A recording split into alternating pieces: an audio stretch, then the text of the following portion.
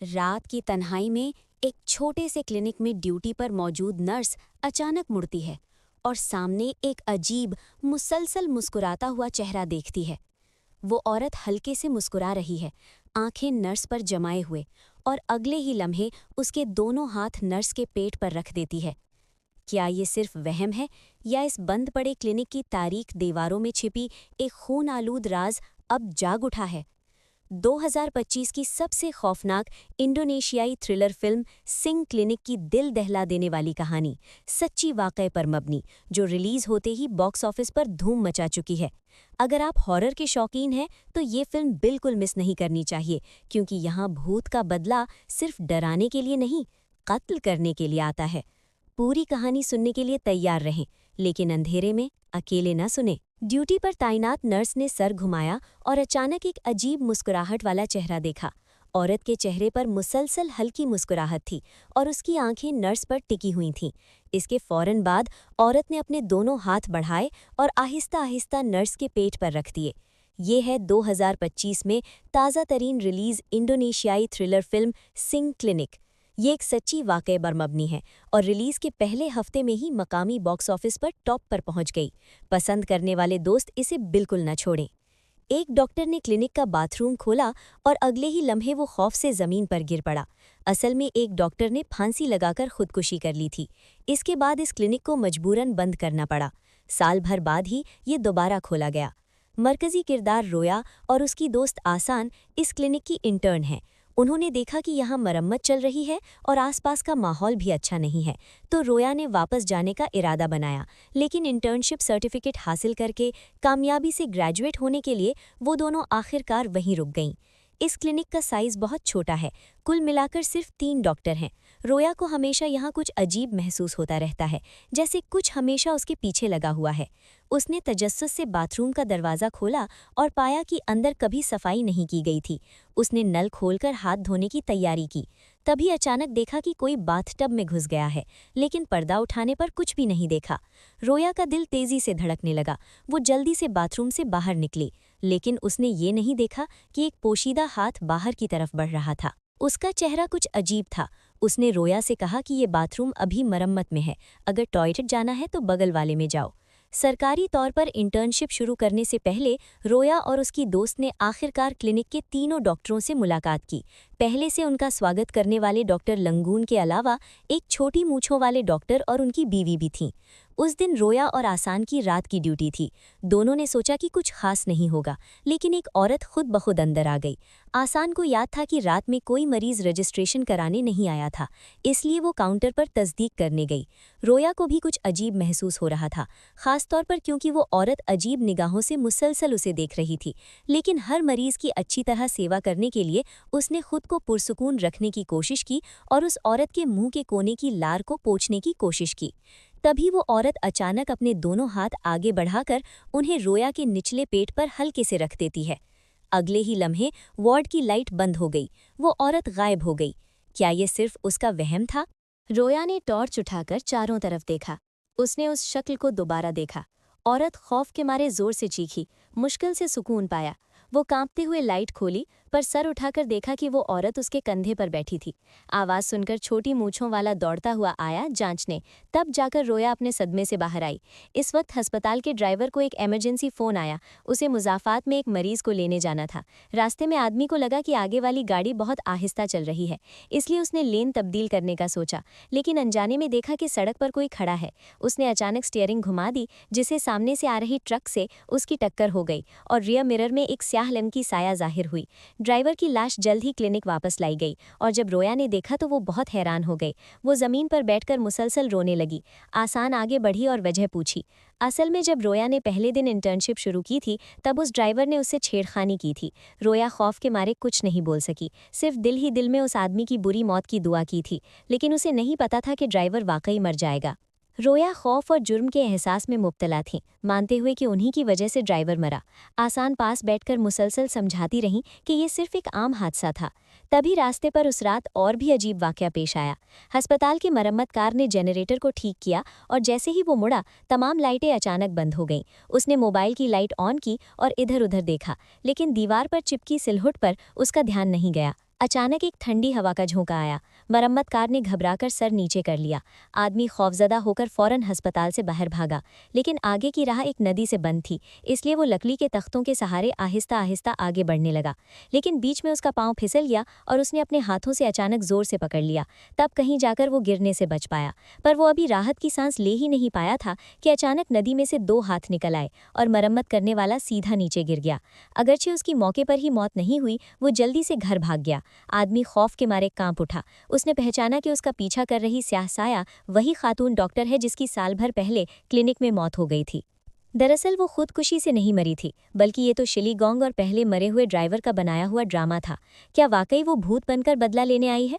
जब शिलीगोंग ने अपना दिल पुरसुकून किया और क्लिनिक वापस आया, वो खातून भूत दोबारा सामने आई और इस बार वो इतना खुशकिस्मत नहीं था। घबराहट में उसने जमीन पर रखी घास काटने की मशीन ऑन कर दी। मरम्मत करने वाला जल्द ही गोश्त के टुकड़ों में तब्दील हो गया। जब ये पता चला कि क्लिनिक में एक और मुलाजिम की भयानक मौत हो गई है, तो रोया को समझ में आया कि यहाँ वाकई कुछ गड़बड़ है। वो रोते चीखते इस्तीफा देना चाहती थी, लेकिन आसान मानती थी कि उसे कुछ वक्त और रुकना चाहिए। अगर वो ग्रेजुएट नहीं कर सकी तो वो देर सवेर भूख से मर ही जाएगी। अगरचे इसी रात गहरी नींद में सो रही रोया को अचानक झटका लगा। उसने देखा कि एक रूह चुपके से आसान के बिस्तर पर चढ़ रही है। रोया ने आवाज़ नहीं की, लेकिन रूह ने उसकी मौजूदगी को महसूस कर लिया और फिर आसान के बिस्तर से उतरकर उसकी तरफ बढ़ने लगी। रोया का पूरा जिस्म जम गया। ठंडे पसीने ने चादर को गीला कर दिया। खुशकिस्मती से उस वक्त आसान नींद से अपने दोस्त की हालत को अजीब देखकर उसने फौरन जाकर उसे जगाया। तभी रोया को एहसास हुआ कि अभी अभी का तजुर्बा सिर्फ एक ख्वाब था। अगले दिन रात में रोया का बॉयफ्रेंड घर से बाहर निकला, लेकिन दरवाजे पर उसने एक लंबे बालों वाली खूबसूरत औरत को देखा। उस आदमी के दिमाग में खतरनाक ख्यालात आए और उसने पूछा क्या उसे रास्ते में छोड़ना चाहिए।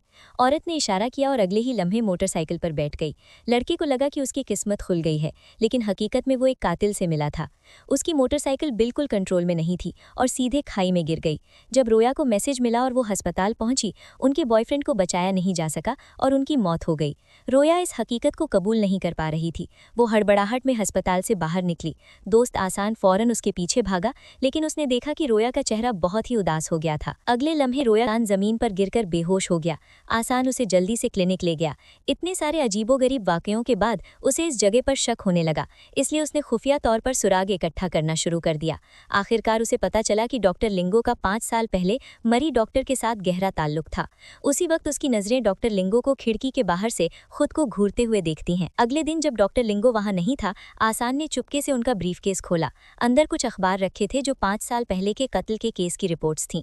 फिर उसने एक एल्बम को पलटा जिसमें तस्वीरें नहीं बल्कि औरतों के बाल रखे थे। हर एक के ऊपर नाम लिखा हुआ था। आखिरी सफ़े पर सहेली रोया का नाम था। तभी लंगू वापस आ गया। आसान फौरन दरवाजे के पीछे छुप गया। खौफ के मारे सांस भी नहीं ले रहा था।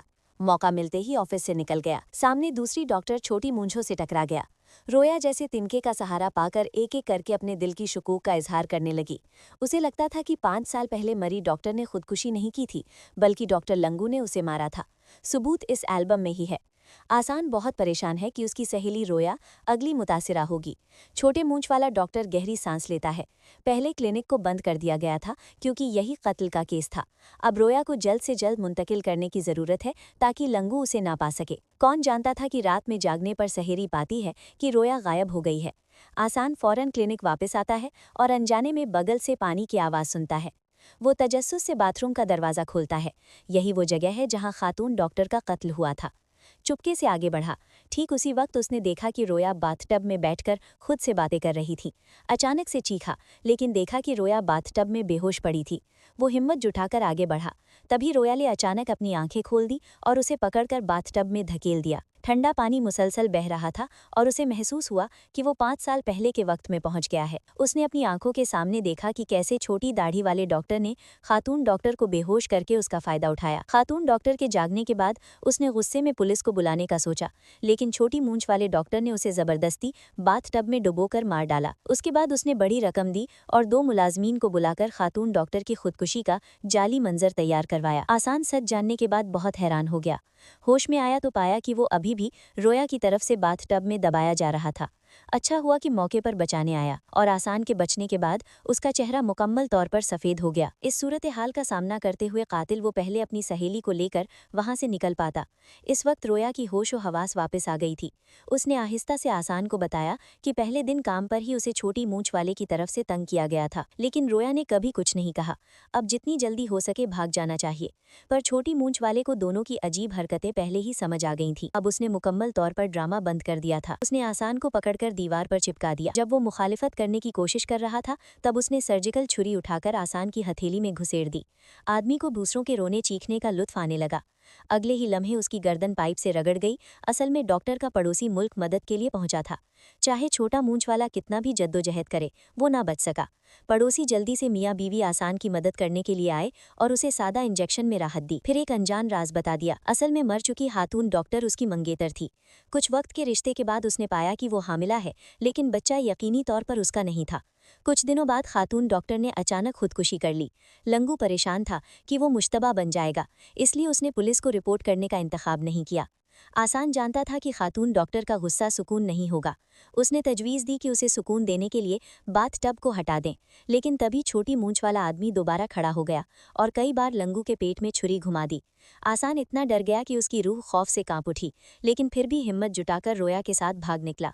हालांकि छोटा मूंछ वाला आदमी उन्हें छोड़ने का इरादा नहीं रखता था, बिना जल्दी किए दोनों के पीछे पीछे चल रहा था। आदमी के इस तरह के मुड़े हुए रवैये की वजह उसके असल खानदान का असर था।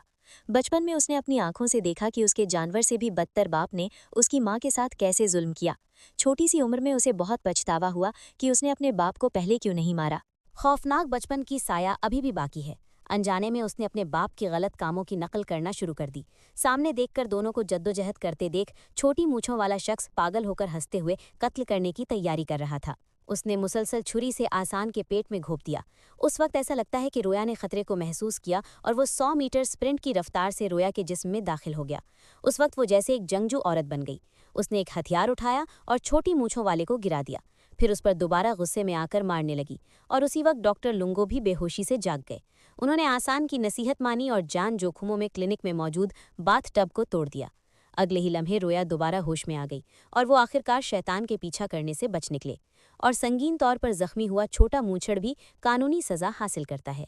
ये थी 2025 की इंडोनेशियाई थ्रिलर फिल्म सिंह क्लिनिक की पूरी कहानी। ये कहना गलत नहीं होगा कि इस फिल्म ने खौफनाक माहौल का साख्त अच्छे से किया है। बस एक बड़ी कमी है जो मुझे खटकती है, वो ये कि खातून भूतनी इतनी ताकतवर होते हुए भी पहले कातिल छोटी मूंछ को क्यों नहीं मारती, बल्कि दो छोटे गुंडों को पकड़कर नहीं छोड़ती और यहाँ तक कि दो खातून डॉक्टरों को डराने की कोशिश करती है। तो चलिए आज के लिए इतना ही। पसंद करने वाले दोस्तों से गुजारिश है कि मुसलसल हमारी हिमायत करते रहें।